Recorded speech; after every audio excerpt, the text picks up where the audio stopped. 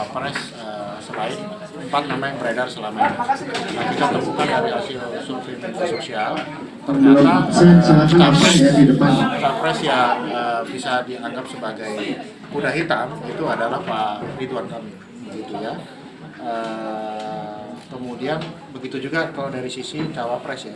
Kalau dari sisi cawapres memang beliau menempati tingkat elektabilitas yang paling tinggi dibandingkan dengan calon-calon yang lain. Bang, ya ini kan nama Pak Ganjar dan Mas Erik ini kan kemarin kan sempat santer di jalan. Nah, yang paling potensial untuk mengalahkan duet Ganjar Erik ini kira-kira siapa, Bang? Kalau kita lihat sebenarnya secara jujur dari survei kan memang itu secara urutan kan ada Pak Prabowo, ada Ganjar sendiri, kemudian Pak Anies Baswedan. Artinya kan dari tokoh itu ada Pak Prabowo dan Anies Baswedan. Tapi sebenarnya kalau kita melihat siapa yang paling layak untuk mengalahkan karena selisih elektabilitasnya terlalu tipis, ini semua masih sangat dinamis begitu. Artinya semua bisa menang, tapi juga semua punya peluang untuk kalah begitu. Karena selisih suara antara mereka itu sangat tipis.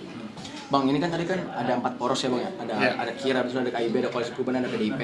Nah, itu kan jika PDIP tidak berkoalisi berarti kan akan ada 4 calon gitu, Bang, kemungkinan. Nah, apakah itu nantinya di pemilu 2024 itu akan terjadi 2 putaran, Bang? Kalau 4 calon dan kita melihat memang angka tidak ada yang di atas 50%, itu memang kemungkinan besar itu akan ada 2 putaran. Kalau kita melihat trennya ini berlangsung terus ya, dan tidak ada satupun orang yang di atas, bahkan mendekati 40% juga tidak ya.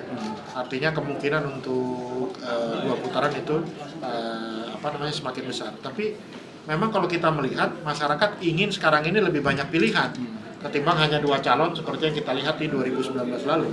Begitu. Bang, ini kan PDIP kan juga belum berkoalisi juga, Bang ya. Mungkin nggak sih, Bang, kalau PDIP nanti akan berkoalisi dengan KIB?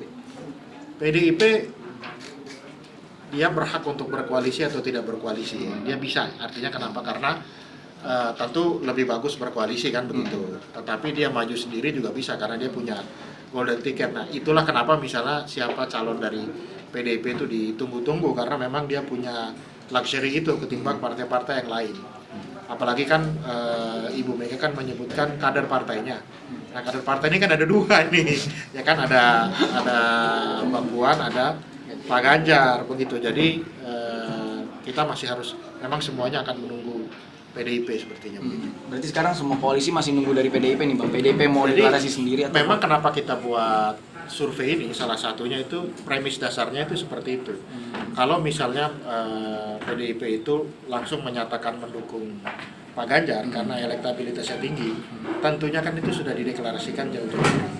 Tapi kan itu langkah itu tidak diambil. Ya tentunya PDIP punya mereka punya pertimbangan sendiri. Nah, itulah kenapa kami mencoba memasukkan beberapa nama kira-kira siapa yang bisa menggantikan posisi Pak Ganjar ini di KIB. Nah, kalau dilihat dari tiga pimpinan partai kan di situ ada Pak Erlangga, Pak Muhammad Mardiono, sama Pak Zulkifli Hasan, plus satu lagi kader Partai Golkar, begitu ya, Pak Ridwan Kamil. Di antara 4 itu, memang yang paling prospektif untuk menggantikan Pak Ganjar ya di KIB yaitu baru Pak Ridwan Kamil. Oke. Itu aja. Makasih ya, Pak. Makasih ya. Makasih banyak ya. Makasih, Bang. Nanti kita